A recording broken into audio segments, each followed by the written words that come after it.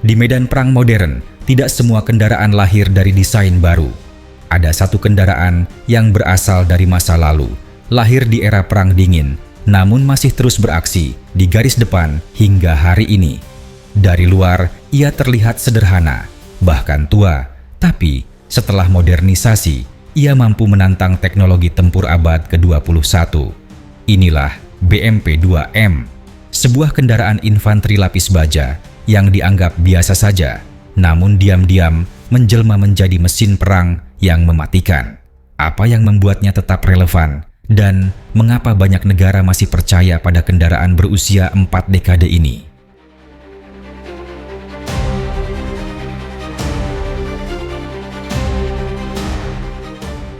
BMP-2 pertama kali diperkenalkan Uni Soviet pada awal 1980-an sebagai penerus BMP-1.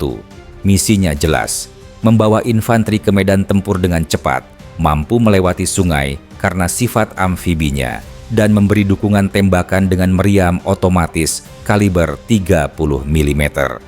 Pada masanya, kendaraan ini menjadi tulang punggung pasukan Soviet. Jumlahnya mencapai ribuan unit dan menyebar ke negara-negara sekutu. Namun, seiring waktu, kekuatan lawan meningkat. Tank tempur utama semakin kuat, rudal anti-tank semakin canggih, dan sistem optik BMP-2 terasa usang. Uni Soviet runtuh, tetapi armada BMP-2 tetap bertahan. Rusia dihadapkan pada dilema. Mengganti seluruh kendaraan dengan EFV baru jelas membutuhkan biaya besar. Maka, dipilihlah solusi lain, modernisasi.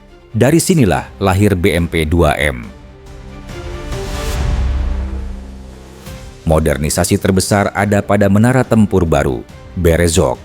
Modul tempur ini membuat BMP-2M bukan lagi sekadar kendaraan pengangkut infanteri, melainkan platform serangan multifungsi. Meriam otomatis 30 mm tetap dipertahankan, tetapi kini dilengkapi sistem kendali tembak modern. Senapan mesin koaksial menjadi pelapis daya tembak, sementara peluncur granat otomatis menambah kemampuan menghadapi infanteri musuh di balik bangunan atau perlindungan. Namun, yang paling mematikan adalah rudal Kornet EM. Rudal ini bisa ditembakkan hingga jarak 8 sampai 10 km dengan daya tembus yang sanggup merobek tank tempur utama generasi terbaru. Inilah senjata yang membuat kendaraan sederhana ini mampu menjadi ancaman serius bagi lawan yang jauh lebih kuat. Selain senjata, BMP-2M juga dipersenjatai komputer balistik digital, thermal imager, dan sistem penjejak target otomatis. Dengan itu, awak dapat mendeteksi, mengunci, dan menghancurkan sasaran dengan presisi tinggi, baik siang maupun malam, bahkan dalam kondisi cuaca ekstrim.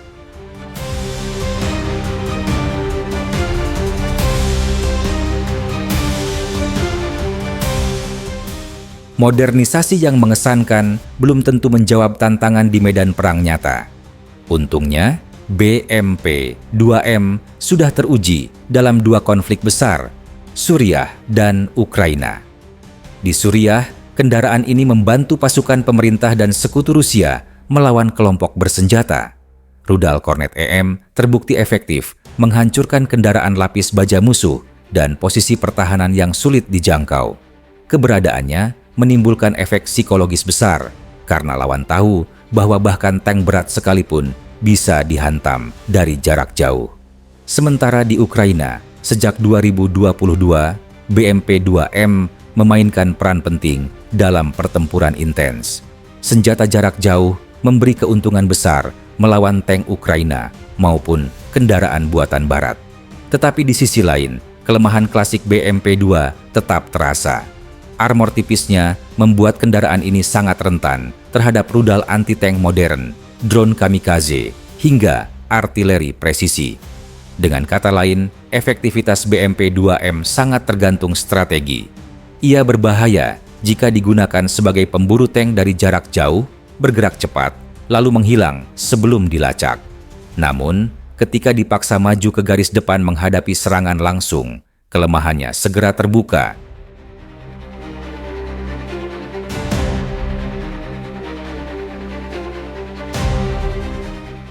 BMP-2M memiliki kombinasi unik, biaya rendah tetapi kemampuan serangan tinggi.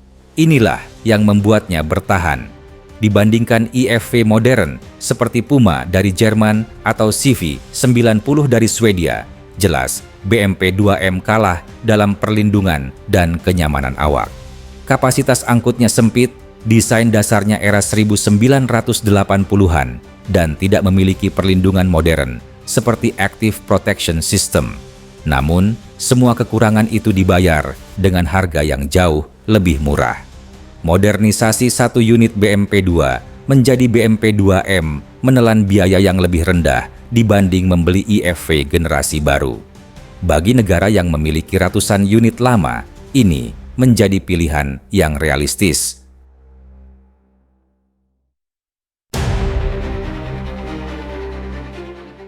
Tidak hanya Rusia yang menggunakan BMP-2M, sejumlah negara juga tertarik.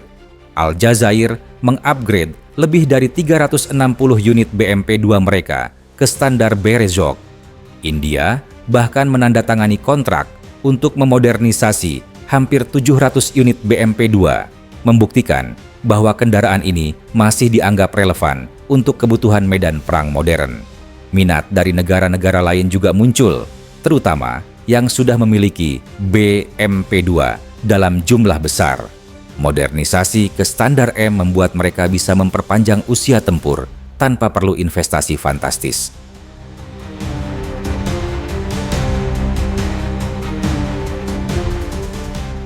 Pada akhirnya, BMP-2M bukan kendaraan paling canggih, bukan pula yang paling tahan banting, tetapi ia adalah simbol strategi perang realistis, memaksimalkan apa yang sudah ada, memberi sentuhan baru, dan menjadikannya relevan kembali.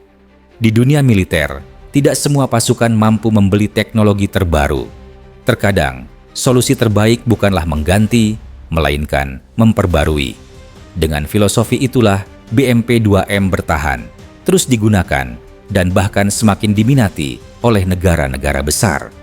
Inilah kisah tentang mesin perang sederhana yang tidak pernah mati dan justru menemukan kehidupan baru di abad ke-21